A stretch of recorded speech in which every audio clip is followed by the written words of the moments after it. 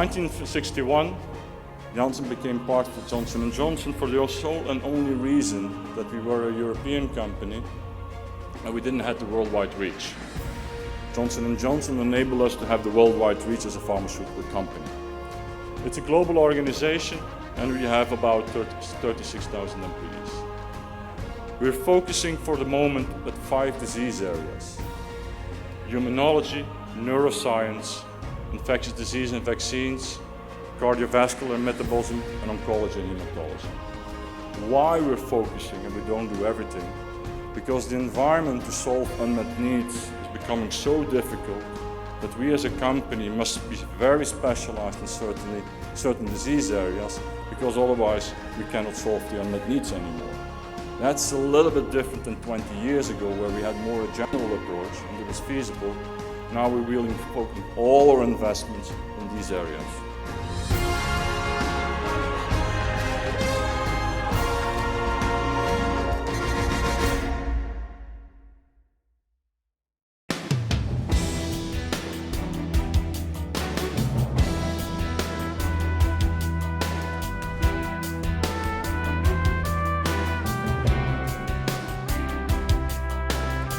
If the patient have a reasonable relationship with a doctor, usually he is compliant with his medication. If these medications are with little side effect, then patient is more likely to get the fully compliant.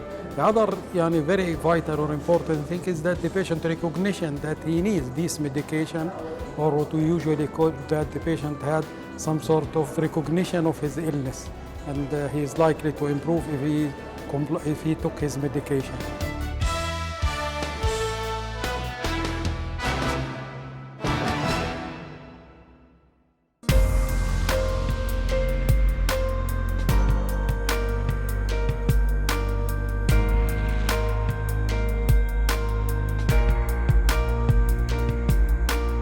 If we're able to prevent relapse, then we will be able to do many other things that will be our long-term goals for treatment. Those other things are to keep the patient functional again in the community, to try to improve his quality of life, finding a job for him. When you find a job, it will improve the outcome of the patient. So whenever you're trying to apply those procedures that will help the patient be more adherent to his medications, this will prevent the relapse. And building your therapeutic alliance with the patient will trust you more. And whenever he's trusting you more, he will be more adherent to the medication. Being more adherent, this will lead to improvement in his relations with the community, relation with the family, and this will help him to build the abilities to find a job.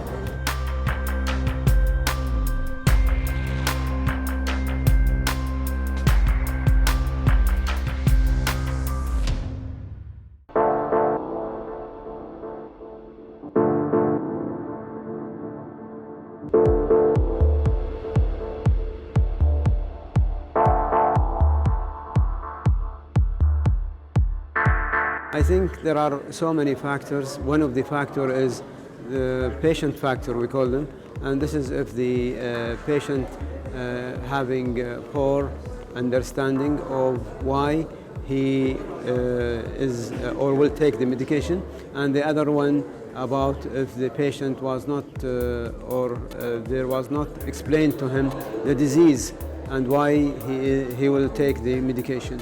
The other thing, if he used the medication before and he has a serious side effect and he is not having any relief of these side effects, and the explanation of the duration of the medication that he will take. So this is some of the factors that affect the compliance.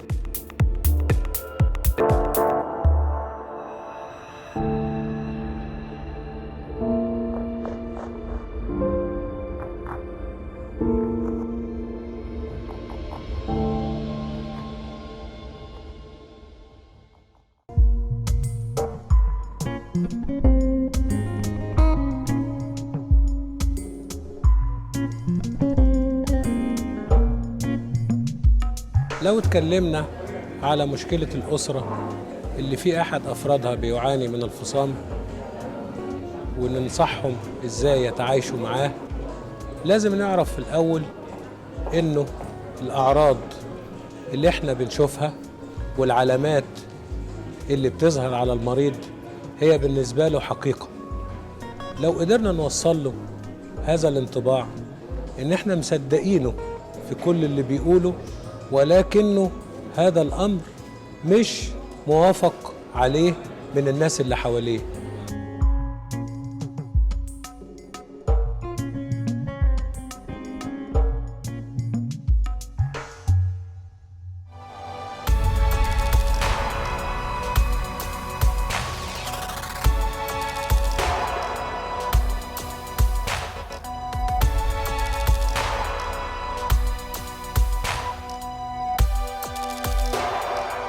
There are things that we can cure and things that we cannot cure.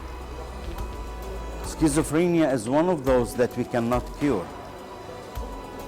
So we cannot cure diabetes also. Diabetes is another disease that we cannot cure. But in both cases, diabetes and schizophrenia, we are able to manage and to manage well. And once a disease is manageable and managed well, with the partnership between the patient and the doctor and adherence to the treatment plan, then the possibility of restoring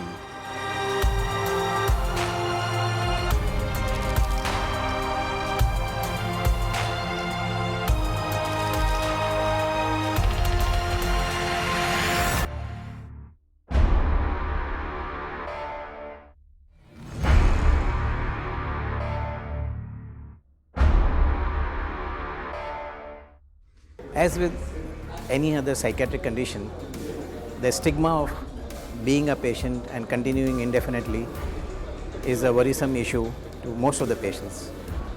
It's not only that it's a stigma, the continuity and the regularity of going for the injections, the pain associated with that, and the sort of hopelessness which is set in that they may have to continue indefinitely all over their lifetime